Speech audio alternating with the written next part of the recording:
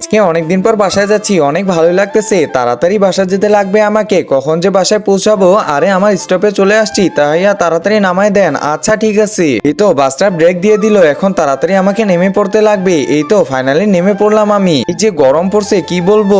আরে কি ব্যাপার, ওইখানে তো দেখি আইসক্রিমের দোকান। একটা কাজ করি, কয়েকটা আইসক্রিম খেয়ে নি, এখান থেকে দুইটা আইসক্রিম নিয়ে নি। এই তো নিয়ে নিলাম, এখন তাড়াতাড়ি যাই, খেয়ে দেখি তো কেমন করে। বাহ ভালোই করতেছে। আরে এই ছেলেটা এইভাবে কি তাকিয়ে আছে, আর কাছে আবার চেয়ে না বসে তাড়াতাড়ি যাই। কি ব্যাপার, এই আপুটা আবার এইভাবে তাকাচ্ছে কেন, কিছু তো বুঝতে পারতেছি না। যাই দেখি তো, তাড়াতাড়ি যেতে লাগবে। এই যে আপু শুনতেছ, দাঁড়াও দাঁড়াও। আরে পিছু পিছু আসতেছে, তাড়াতাড়ি যেতে লাগবে। আরে আপু দাঁড়াও, এই যে দেখো তোমার পায়ের নুপুর ওখানে পড়ে গেছিল। ও আচ্ছা ঠিক আছে, তাই তুমি ডাকতেছিলা? হ্যাঁ এই যে নাও তোমার নুপুর। আচ্ছা ঠিক আছে থাকো।